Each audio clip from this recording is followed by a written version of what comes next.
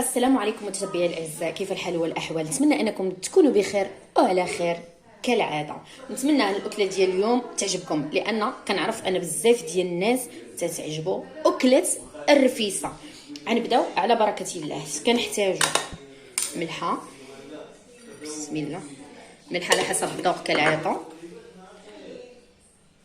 كركم،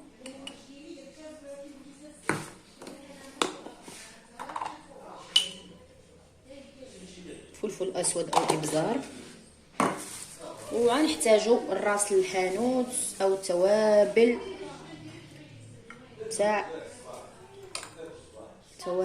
تاع الرفيسه، راس الحانوت او المساخن كما كنسميوهم حنا.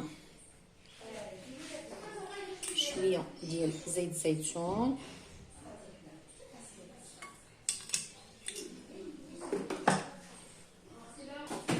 غنزيدو واحد شويه ديال الماء باش نحركو ديك العطريه ديالنا.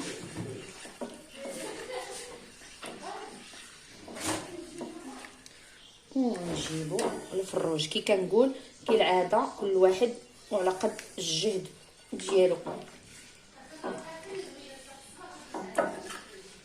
ندهنو شويه في الشناب، انا ما كندهنوش بالعاده، تنحطو هكا كيطيب وسط المرقه، تيجي هو هذاك.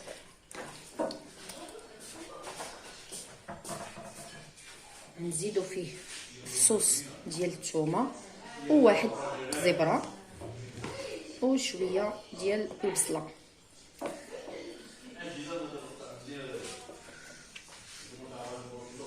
ونسدو الدجاجه.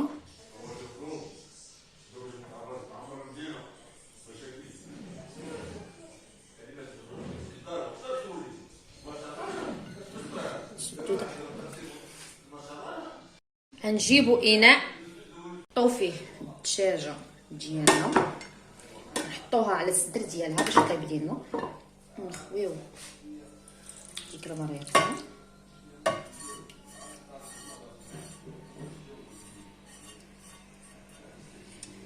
نشلو كالعاده.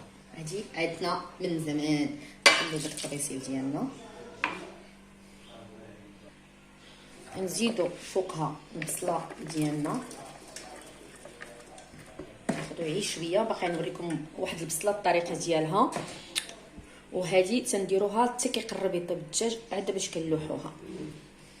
وتنزيدو هذا الفول اختيار، اللي بغا يديرو اللي ما بغاش يديرو ما يديروش. انا تعجبني حيت كيعقد المرقه ديالها، هي بالعدس.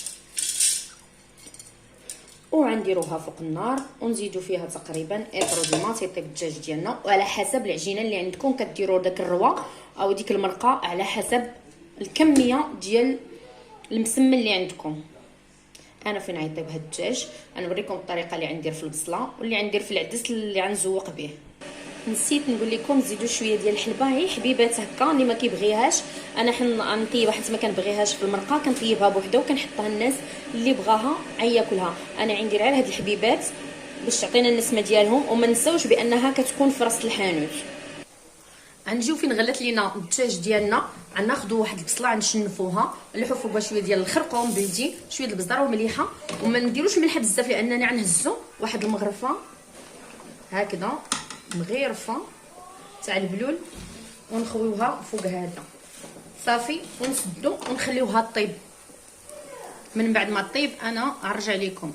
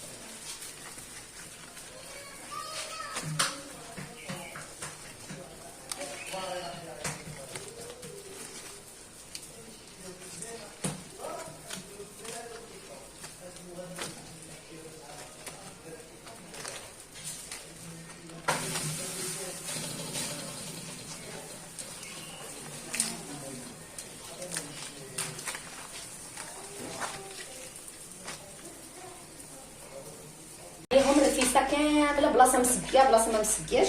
ضروري انك تحطي شويه د المريقه في التحت وعتبداي تحطي طبقه بطبقه باش كلها ديك الرفيسه ديالنا تتجي مسقيه.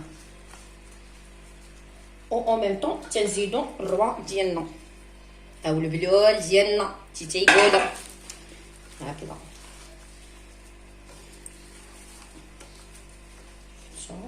نتمنى انها تعجبكم الرفيسه ديالي وتحاولوا انكم تخدموها. راه ما صعيباش، كتسمع الناس كيقولوا راه صعيبه، راه هادشي ما صعيباش نهائيا.